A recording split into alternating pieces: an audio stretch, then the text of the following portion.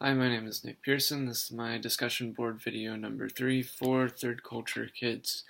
So for number 1, Ruth and her family are all American citizens. However, she was born in Kano, Nigeria. Her father was born in Rosh, Iran. Her mother was born in Chicago, and her sister was born in Portugal.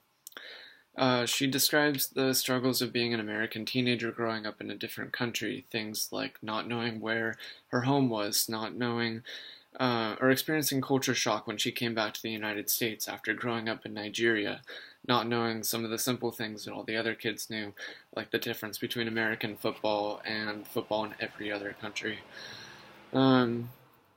So, into her adulthood, she got an article from her mother in the mail that talks about third culture kids. And this was a time when she started to understand and recognize some of the struggles that she had been through, and this made a big psychological impact on her. She had suppressed that area of her life, and understanding that she was not alone helped to lift her sense of isolation and also push her to share her story and reach out to others.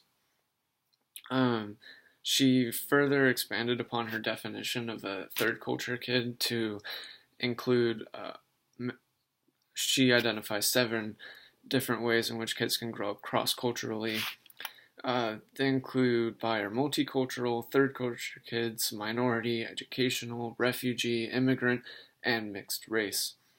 So her new definition allowed her to reach a broader audience and take the experiences and information that she had and what she had learned and make it applicable to the many ways that people can grow up cross-culturally.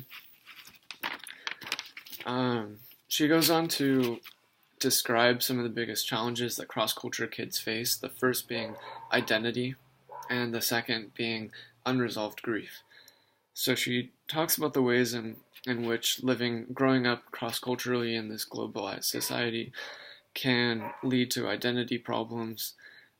She illustrates 4 boxes. The first being the foreigner, somebody who looks different and thinks different. The second, which would be her when she moved from Nigeria to the States, being the hidden immigrant, somebody who looks like everybody else but thinks differently.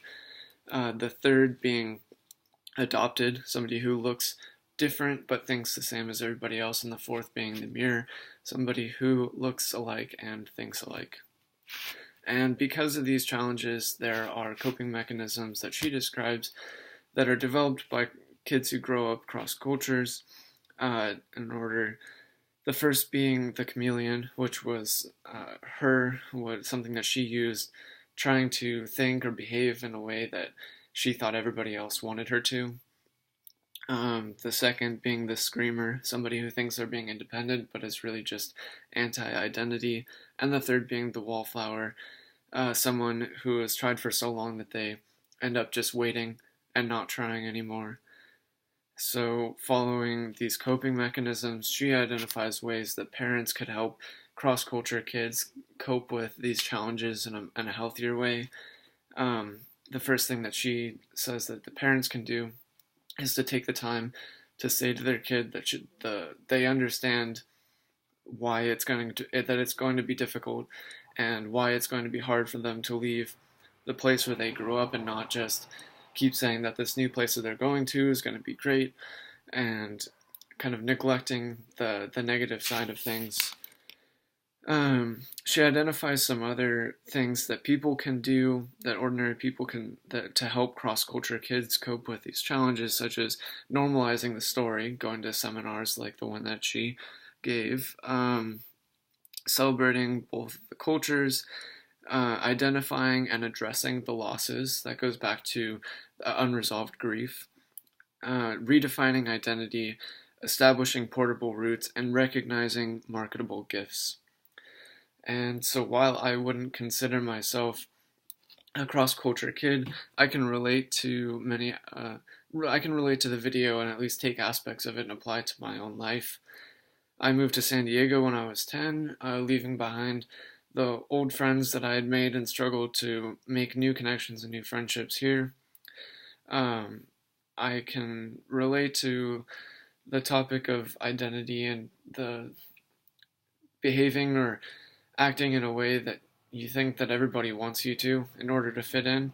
So while I didn't grow up in two different countries, I can still relate to the video and some of the challenges that cross-culture kids face.